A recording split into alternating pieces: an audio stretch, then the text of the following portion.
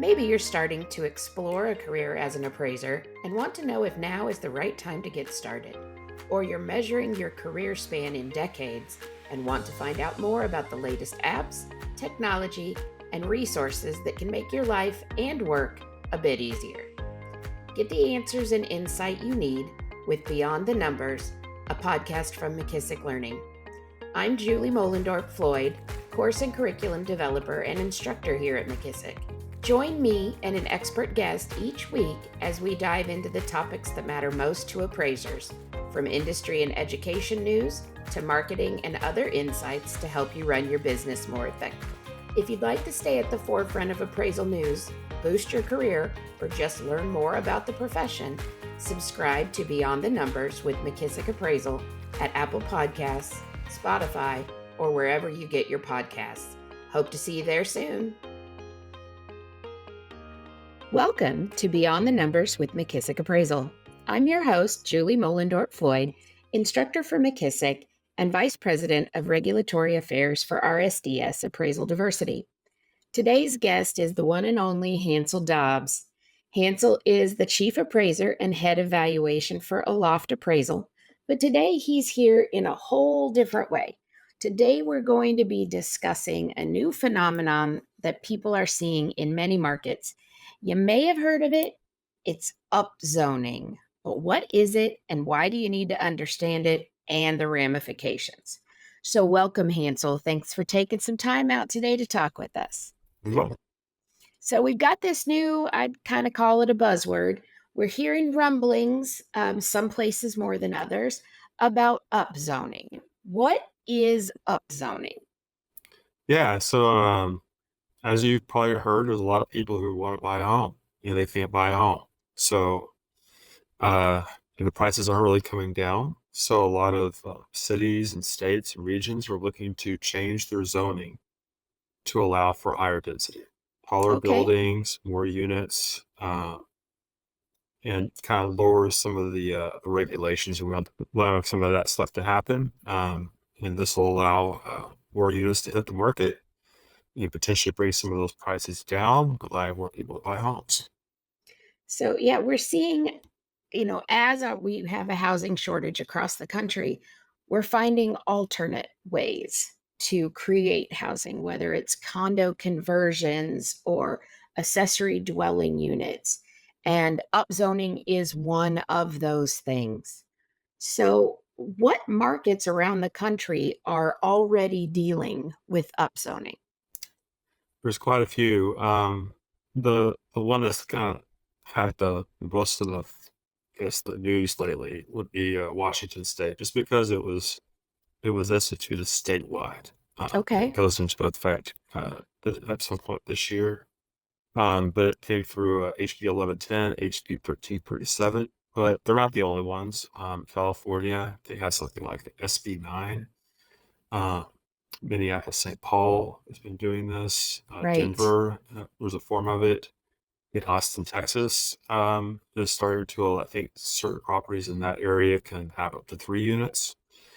So we're starting to relax some of that zoning to just, allow people, where the economics make sense. This is where highest and best use comes in. But if the economics and the physical nature of the property allow it, then somebody could knock the home down and build 3 units or a triplex or something like that. But Right. there's iterations of this happening all across the country as people are trying to get more people into homes and make it more affordable. Right. So, foundational discussion when we're talking about zoning. And I know, we should be checking zoning every time we do an appraisal on every single property.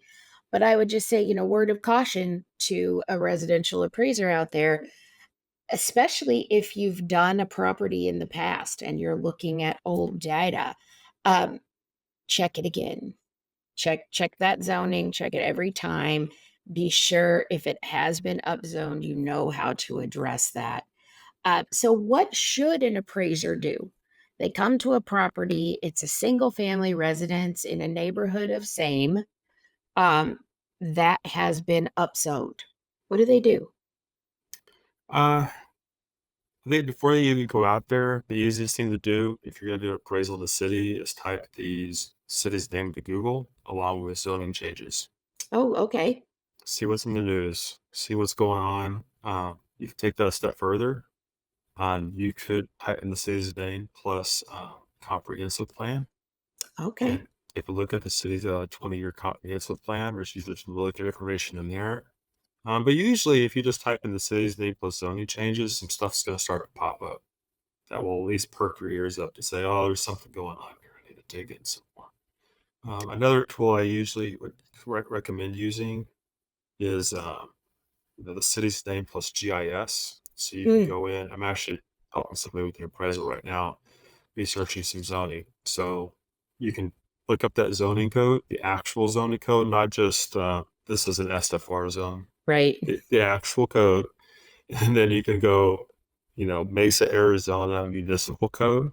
And if you go in there, you can search for that actual zoning code. It will bring up the whole page as to Ah. exactly what's allowed, what's not allowed, what the setbacks are, stuff like that. And you can Mm, really start to dig in to see what's possible with that. sure. Sure. So it's definitely a case of stay on top of what's happening in your market. This would be definitely a part of geographic competency, things you should know, because it is your responsibility to know what's happening in a specific market. So again, you find one, it's been upzoned. How Mhm. do you tackle that in your actual appraisal report? So if it's been Hubstone, and I've talked to quite a few people about this, I think the place to start is building or permitting. Okay. So a lot of cities have pretty decent permitting websites. You can go in there and look at what kind of permits are being pulled in the area. And Okay. every single city's different. But what you're really looking for is new construction Hmm. permits. Uh, you're looking for evidence that people are starting to buy, tear down homes, and rebuild something else. Okay. Um, and depending on your market, might will change what that radius is, but you're looking to see if the open free enterprise market out there is saying, yeah, it's more valuable to tear this down and replace it with duplex, triplex, or fourplex. If there's Right. none of that happening, then that's a good indication that it's not financially feasible to do that yet. And then use it, plus the physical test, maximally productive test, legal Hmm. test. If it passes through all these gates, then you can potentially just go ahead and proceed with the property as is as part of a proper highest and best use study Right. analysis. But yeah. And I'm a big believer in you have to address those unintended consequences. Hmm. And while I can commend the need to create more housing stock, um, one of those unintended consequences is going to be really impacting the highest and best use of a property. Hmm. And, if they upzone it more than 4 units, that can impact who's even allowed to appraise it. So you may have Yes. a property that's been appraised by a residential appraiser 10 times in the past, 30 years. And now suddenly with this upzoning coming into play, now the highest and best use for that property is above 4 units, which then will preclude a residential appraiser from touching it. Yeah. I mean, and this is the case in Washington. They can go up to 6 units, and the way it's worded is really, really unique. They say at least 6 units. Okay. Which is so there's all these little tiny nuances in these Of bills course. that can Of cause a course. lot of confusion. So, but they say at least, which basically means that you can absolutely go up to 6 units. Uh, they've left the door open where it could be more, depending Oh on my goodness. in the future. Uh, because oftentimes, to be honest with you, I really feel like pulling permits is really what's important in terms of is this actually happening? But Right. there's an example down in Portland that somebody pointed me to where it looks like a normal neighborhood, but somebody raised two SFR homes, combined the lots, and they built something like a 40, 50 unit apartment complex. Oh my goodness. Yeah. So as soon as something like that So two happens, lots to two units to 40 units. That definitely impacts the makeup of the neighborhood. well, it also just, you step into that neighborhood as a residential appraiser, you see that somebody just did that. You have to say, okay, wait a minute. I don't know. I'm not, no, I think this is for a general now. Right. If that's possible, can I do this? Yeah. I think that's up to each local appraiser to analyze the situation. Right. And also those appraisers, you need to know what your state laws and regs are. You know, I'm a Missouri appraiser in the state of Missouri. Our regs read if the highest and best use is anything other than residential, it's got to be done by a general. So understanding, knowing the nuances of your states, and then getting a good handle on those markets. I mean, wow, that could be kind of messy, I would think. Yeah. I feel like in some of this kind of a mess, there's also opportunities. One thing that I uncovered with all my research on upzoning Washington, uh, especially with Spokane, is there was a situation there where somebody raised a home in a normal neighborhood, just all the homes are SFRs, beautiful neighborhood. So they tore a home down and they split the lot into 5 bowling alley lots. We're going to build 5 townhomes Okay. side by side. And so then I looked at the permitting, say who pulled these permits, who's doing this construction. So I found the construction company doing it. We're out of Boise, Idaho. I went to their website, and on their website they're saying, hey, look at all this upselling happening in Washington State. We will help you find the property. That there's an opportunity to do this. Mm-hmm. We will tear it down. We will subdivide the lot. We got all the architectural plans for you to choose from, and we will Okay. build it for you. I feel like there's opportunity here for appraisers to really understand all these zoning Mm-hmm. changes and maybe even help some of these companies Right. Become the specialist. become the Create your specialists. market. That's Create your right. niche. Yeah, this has been happening in Denver for quite some time. Not necessarily the upzoning factor of it, but the practice of the scraping single family and building, 4 to 6 to 8 units. I first encountered that back in the day working for a regional bank, and I thought this can't be common practice, and it really is in a lot of markets to take that single family, maybe on a larger lot, and create more units. Again, you're looking at the highest and best use. Wow. So, I know that Fannie and Freddie will not loan on a property that's not at its highest and best use. So, how does upzoning impact the ability for a single family homeowner to qualify for that secondary market financing? Uh, yeah. I mean, if it's something that's going to end up being more than 4 units, if that's the highest and best use, that's going to make it very difficult. Uh, and I asked this question of a few people. I said, "Who came up with the number 6? Why didn't they just go to 4 instead?" Right. And the best answer I got was, "Well, I think someone just said 6, and it just kind of stuck." But Who knew? I don't know where the number 6 came from, but anyway, it's in the It's there. it's in the bill. So Huh. you're just gonna have to keep your eye on those building permits to see if that's actually what's going. But Washington State very much has the intention to increase housing stock and put more housing on the market. And there's evidence of this. Like they did this already, I think, in a place called something beach. They're north of Seattle, and it's Okay. just this very specific area. Once they put it into place, you can look back over time at Google Maps, but all these properties started to be torn down, and they started to build these little tiny, smaller, or actual little squares, little teeny Okay. tiny properties. And so these neighborhoods are going to kind of take on completely new characteristics. That's Mhm. going to cause a lot of interesting additional analysis for appraisers to try to Most to definitely. take on. Right. And what a better time, I mean, to become the expert Hmm. in this kind of I call it a phenomenon of the upzoning. We're gonna maybe have to add a step in the neighborhood life cycle, maybe. If you're an appraiser who is working in an area that is starting to see upzoning, where can you go for help? Where can you go for assistance to help figure out how to handle it? Well, I would say you definitely need to join your state coalition.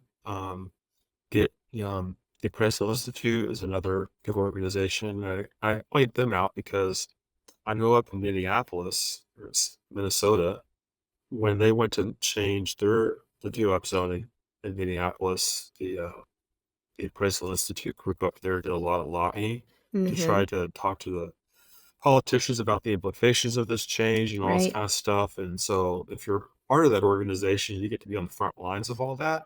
Maybe you even help modify how these things get put into place so that your life Sure. isn't made so difficult. Well, yeah, because I'm Yeah. sure they're being made, the rules are being made by people who do not have that appraiser perspective. Yep. So good intentions, but in the execution, what do they say? The devil's in the details. That could, I just see a homeowner who goes to refinance their house. It's always been a single family. They're going to stay in it as a single family, and now suddenly their area has been upzoned, and now they don't qualify for secondary market financing anymore. Yeah. Oh, yeah. But these organizations, I mean, ACAL, Washington State, led by Kathy Right? Walsh, front lines of all that. Love She it. does a ton of that stuff. If your state doesn't have a coalition of some kind, you should probably create one. This is exactly why you create these Right? organizations. Right? Get in um, front of these things yeah. and get us a voice and definitely a seat at the table in the Yes. discussions are is so important. So important. So, what do you recommend if an appraiser, maybe their market isn't going through upzoning right now, but it might be on the horizon? If they go look at that strategic plan in their community and they see that upzoning is coming down the road, what should they do to learn about it before it's time to do it? Um, so like I said, you're going to want to search the news. Hmm? That's where it's going to show up first. People are going to start to make an effort. But it's even some, I can tell you in Minneapolis, I don't think they even fit the news. They just kind of moved forward with it. And the Appraisal Institute group kind of found out about it through some means, and then they were able to jump in on it pretty quick and start to help guide it through the system. Right? But the place, I guess, to know if something's going to happen would be the planning and zoning Planning and committee of your zoning. city. My dad Okay. was on the planning and zoning committee when I was growing up, and so I got to see him bringing home all these binders, maps, as Sure. they're planning out the future of Rockwall County. And yeah, they're in the front lines of anything that's going to happen in that city. They know it. And with technology now, you can just watch those meetings online. Yeah. Frequently, you can attend them virtually or you can watch the ones that are archived. Absolutely. Understand, know, make friends with, make connections with your planning and zoning boards. Definitely. And it should be in a comprehensive place for the city. And Sure. eventually it'll hit that. It should be public knowledge on the website somewhere, probably close to where the comprehensive plan is. But yeah, if it's a market you're doing a lot of business in, you should probably really take a long, hard look at the comprehensive plan and Sure. understand what's happening or going to happen in that area. And again, so many markets have that available online. It's there at your fingertips to just go look at it. It's more infrequent now that you have to go to an actual office, beg your county workers to give you that information. Most of that you can get online now. So that makes it a little bit easier. But definitely talk to your peers, talk to, who is your supervisor if they're still around. Reach out to your professional organizations. Again, if you have a state coalition with some states have some amazing appraiser coalitions out there that really can help uh, affect some change if it needs to happen in a market that is either looking at, going through, has implemented upzoning. Most definitely. So, anything you want to leave our listeners with about upzoning? Um, I think the main thing is that I'm always kind of a person to look for the opportunity. And I know a lot of appraisers out there are doing a lot of refinance work, purchase Hmm. work on the normal 1004 form. But as appraisers, we have the ability to do so much more than that. Right. And I think that if you get really creative around all the zoning comprehensive plans of your market, that I think there's a way to turn that into a business. You will have a business Absolutely. for yourself. Specialization. I'm all about that. Diversify your practice. Learn how to Yep. deal with upzoning issues. Yep. Awesome. All right. Well, a big thank you, Hansel, for being our guest today. I appreciate you taking time to help us understand upzoning, what to watch for, and how to handle it appropriately. Awesome. Uh, it's been my pleasure having you here as our guest today. Thank you. And thanks to all our amazing listeners. Please be sure to like and subscribe to our podcast on Spotify, Apple Podcasts, or wherever you listen to your podcasts. And thanks for stopping by. Thanks for tuning in to this week's Beyond the Numbers. If you'd like to stay at the forefront of appraisal news, boost your career, or just learn more about the profession, be sure to subscribe to Beyond the Numbers with McKissock Appraisal at Apple Podcasts, Spotify, or wherever you get your podcasts. Thanks for stopping by.